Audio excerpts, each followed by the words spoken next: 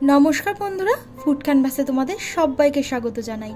আজ তোমাদের সঙ্গে শেয়ার করব বাঙালির ট্র্যাডিশনাল চিংড়ি মাছের মালাইকারির রেসিপি।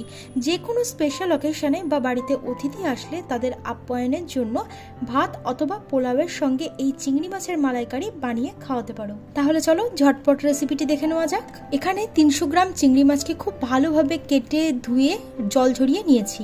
এর মধ্যে নুন আর একটু হলুদ গুঁড়ো দিয়ে ভালোভাবে মেখে কিছুক্ষণের জন্য রেস্টে রাখবো।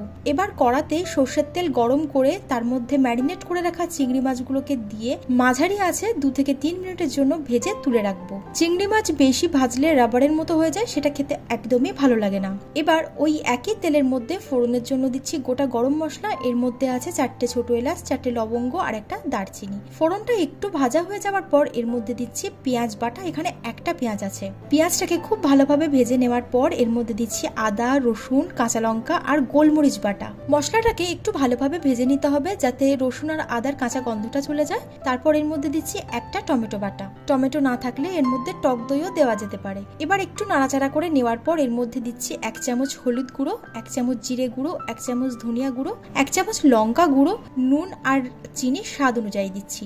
মালাইকারিতে চিনিটা অবশ্যই দিতে হবে, কারণ একটু মিষ্টি মিষ্টি না হলে খেতে ভালো লাগবে না। মশলাটাকে খুব ভালোভাবে কষিয়ে নিতে হবে যতক্ষণ না তেল ছেড়ে আসছে।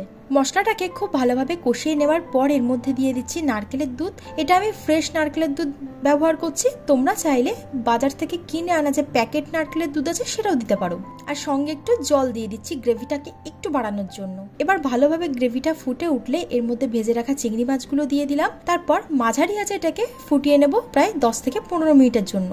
গ্রেভিটা একটু শুকিয়ে এসেছে। এর মধ্যে দিয়ে দিলাম 1/2 চা চামচ গরম মশলা গুঁড়ো আর 4 টেবিল চামচ ফ্রেশ ক্রিম। ফ্রেশ ক্রিমটা দেওয়ার ফলে এটা একটা ক্রিমি টেক্সচার নিয়ে আসবে। যেহেতু আমি এখানে গ্রেভির পরিমাণটা একটু বেশি বানাচ্ছি, সেই জন্য ফ্রেশ ক্রিমটা দিলাম। ভালোভাবে নাড়াচাড়া করে দেওয়ার পর এটাকে লো ফ্লেমে 10 থেকে 15 মিনিটের জন্য ফুটিয়ে নিতে হবে। তাহলে কিন্তু মালাইকারির আসল টেস্ট আসবে। 15 থেকে 20 মিনিট লো ফ্লেমে ফুটিয়ে নেওয়ার পর আমাদের চিংড়ি মাছের মালাইকারি একদম রেডি।